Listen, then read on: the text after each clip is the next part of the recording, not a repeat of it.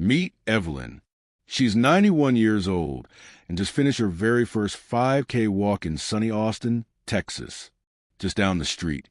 Her neighbor George, who's only 82, struggles to make it to his front porch without resting. It makes you wonder, how can two people, so close in age and living in the same neighborhood, age so differently? The answer isn't luck. And it's not about having perfect genes. It's about the choices we make every single day, especially after 80. New research from top doctors at Stanford shows that lifestyle, more than anything else, plays the biggest role in how long and how well we live. In fact, they say 80% of longevity comes down to how we live, not what we inherited. So today, I want to share with you the real secrets that help some people stay strong and happy well into their 90s and even past 100. These aren't hard or expensive. They're simple habits that anyone can try, starting today. But before we dive in, I'd love to know where you're watching from. Let me know in the comments. And don't forget to hit that subscribe button so you don't miss any of our weekly health tips made just for seniors. Let's start with something powerful and easy. When I met Helen, a retired school librarian from Ohio, she told me something that stuck with me. I used to think feeling tired was just part of aging, she said. But once I started a few small habits, my whole life changed. Like many older adults, Helen believed there wasn't much she could do about her energy. But now, she feels better at 86 than she did 10 years ago. The biggest problem isn't aging. It's not knowing what actually helps. Most seniors today are overwhelmed with ads for fancy pills and expensive vitamins. But the National Institute on Aging says most of those things don't help much. What really works? Things that cost nothing. And yet, 70% of adults over 80 think it's too late to make any big changes. But they're wrong. Let me tell you what's truly helping seniors feel younger, based on years of research and hundreds of real success stories. Start with your morning. Instead of jumping out of bed quickly or rushing through your routine, take just 5 minutes to stretch gently while lying down. My patient Mildred, age 89, swears by this. Every morning, she wiggles her toes, rolls her shoulders, and stretches her arms while still in bed. It tells my body we're starting the day with kindness, she says. It helps her avoid stiffness and gives her a calm, steady start. Next, let's talk about something many people don't even think about. When you eat your protein. A lot of older folks eat most of their protein at dinner, but new studies from the Mayo Clinic show that spreading it out through the day helps keep your muscles strong. You should aim for 25 to 30 grams at every meal. That's about a small piece of chicken or a scoop of beans the size of your palm. My neighbor Frank, who's 83, keeps hard-boiled eggs and small cups of Greek yogurt in his fridge for quick, easy snacks. It's like giving fuel to my body all day long, he told me. Hydration is another quiet hero. After 70, your body doesn't always tell you when you're thirsty. That's why so many older adults walk around dehydrated without even knowing it. A simple fix? Keep a water bottle with little time marks on it. My friend Clara, who's 90, adds a splash of lemon or a few cucumber slices to her water. It feels fancy, she laughs, and it helps me drink more. Even if you don't feel thirsty, sipping throughout the day can make a big difference in your energy, digestion, and memory. But health isn't just about the body, it's also about the brain. Keeping your mind active is just as important. And no, you don't need a crossword puzzle book or expensive brain games. Just do something fun and new. Try learning a song on the piano, playing cards with friends, or even trying a new language. One of my favorite patients, Irene, started learning Italian at age 88 using free videos online. I don't remember everything, she laughs, but I sure have fun trying. Finally, one of the most powerful secrets to living longer, connection. People who stay socially active live, on average, 5 years longer than those who stay isolated. And the best part? It doesn't mean you need to throw big parties or have a dozen friends.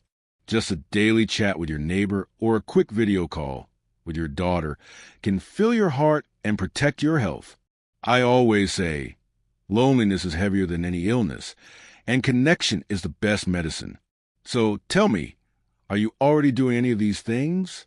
Stretching in the morning, sipping water all day, eating protein at breakfast? Share in the comments what's working for you. Your tip might be the one that inspires someone else to start. And remember, it's never too late. Like Helen always says, a small change can lead to a big difference. When Marvin turned 79, he started spending more time sitting in his recliner after a small fall in his driveway. I thought I was playing it safe, he told me, but I didn't realize that sitting all day was actually hurting me more than a fall ever did. This is something I hear from many older adults. The fear of falling makes them avoid movement, but staying still too long can start a cycle that quietly weakens the whole body. Recent reports from the National Institute on Aging have shown something shocking. Being inactive for long hours, more than 8 hours a day, can be as dangerous to your health as smoking a pack of cigarettes daily. That's right. Just sitting too much can raise your risk of early death by 40%. And it doesn't stop there. It can also hurt your balance, make your joints stiff, slow down your thinking, and make it harder to stay independent. But here's the good news. You don't need to run marathons to fix this. Small, safe movements spread throughout the day can make a huge difference. Take Norma, for example. She's 84 and used to spend most of her time on the couch watching TV. Now, every time there's a commercial break, she stands up and marches in place. When she's on the phone with her grandson, she walks slowly around the living room. At first it felt silly, she says, but now it's part of my routine and I feel stronger every week. If you're worried about balance, don't worry. You can still stay active without putting yourself at risk. One simple way is to do chair exercises. While sitting down, you can try lifting your legs one at a time, doing small arm circles, or rolling your ankles in circles. My patient Larry, age 87, keeps a soft resistance band near his recliner. During the evening news, he does gentle stretches while seated. I may not be running laps, he says, but I'm keeping things moving. The goal isn't to become an athlete. The goal is to keep your body awake, your joints flexible, and your blood flowing. Think of it like oiling a machine. The more you move, the better it works. A great trick many seniors love is the 2-minute rule. Every hour, just stand up and move for 2 minutes. That's it. My friend Edith, who's 80, sets a gentle reminder on her phone. At first, I didn't like being interrupted, she admits. But now I look forward to it. I stretch, I walk to the kitchen, or I just do a little dance. These tiny breaks help in ways you can feel. Your blood sugar stays more balanced. Your thinking becomes clearer. You even feel more cheerful. But most importantly, it helps you keep doing the things you love.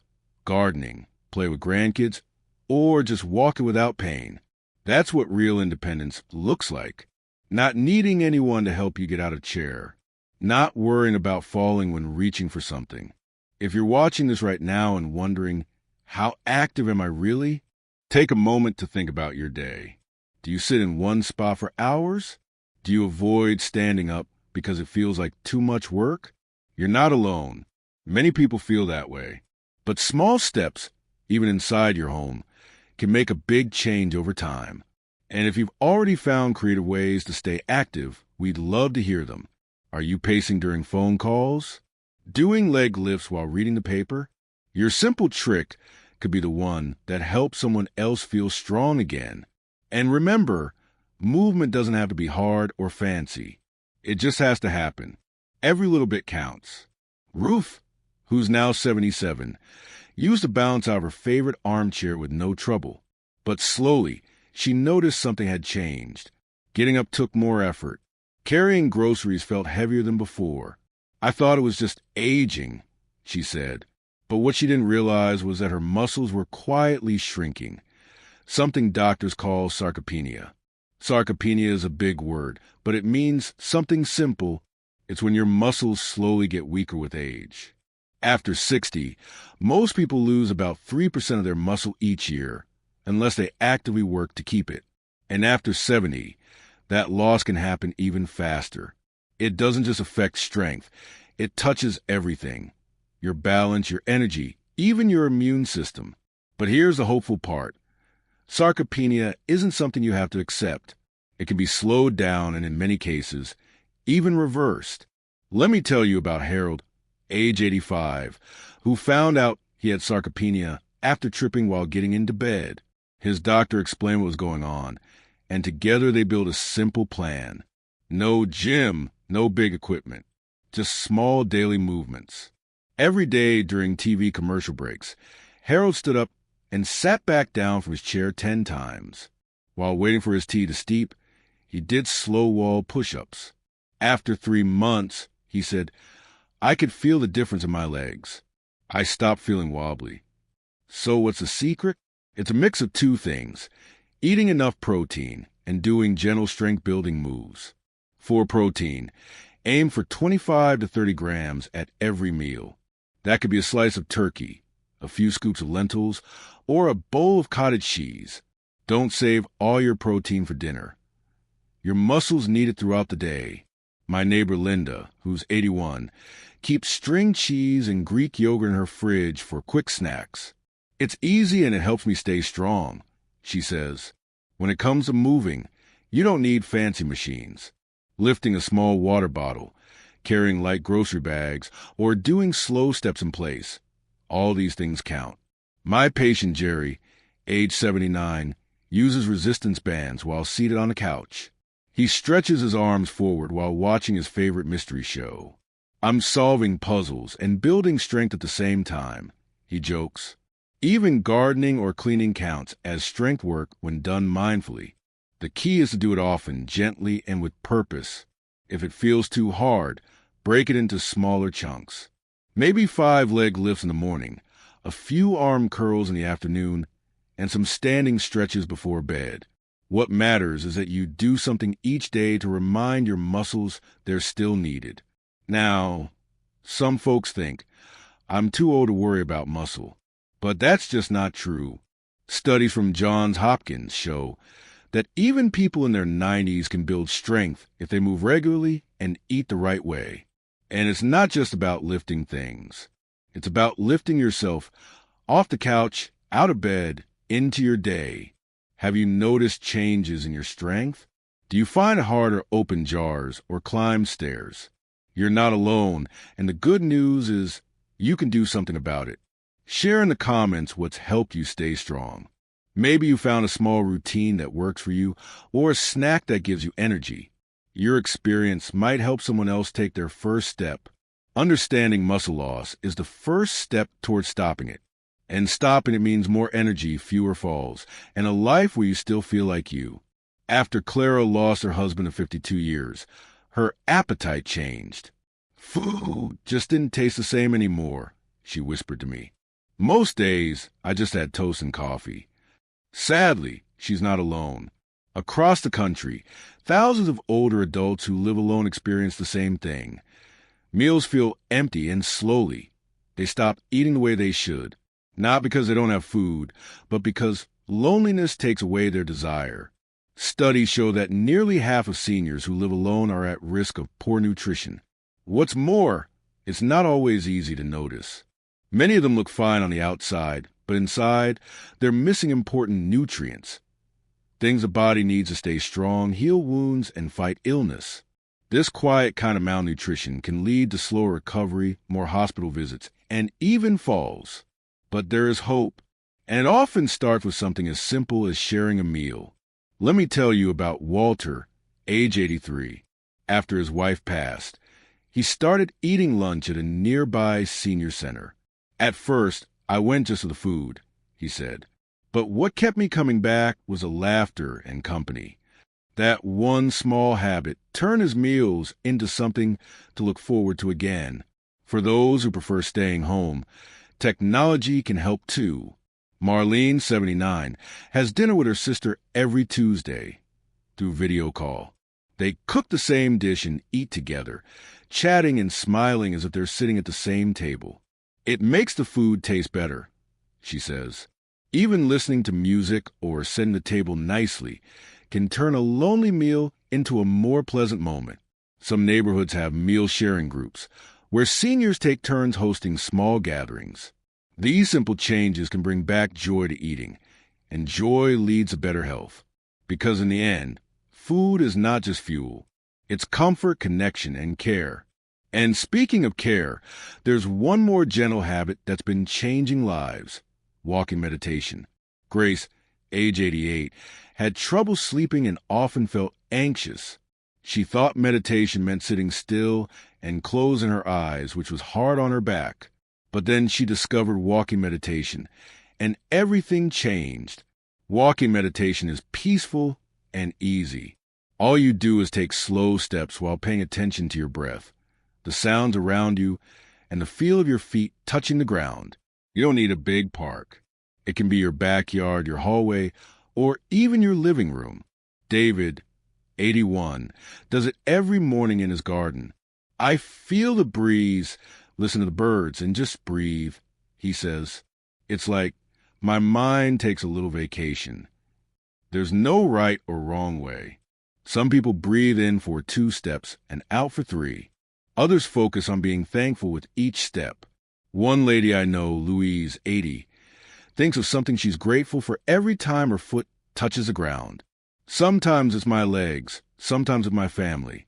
It's my quiet joy, she says. And if walking is hard, don't worry. You can still do this while seated. Just slowly lift and lower your feet. Pay attention to your breath and enjoy the moment. Ruth, 91, does this in her favorite chair and says it helps her feel calm and present. Even 5 minutes can help reduce stress, clear your mind, and bring peace to your day. It's not about how far you walk. It's about how you walk, with kindness and attention. So, what small step can you take today? Maybe it's adding an egg to your breakfast. Maybe it's calling a friend for lunch. Maybe it's standing up during TV commercials or walking with gratitude. These choices might feel small, but they add up to something big. Living well after 80 isn't about luck or fancy medicine. It's about simple, gentle habits, done with love. And it's never too late to begin. If this helped you, share it with someone you care about. And tell us in the comments, what's one thing you're going to try this week? Together, we can help each other grow stronger, live longer, and feel happier, one small step at a time.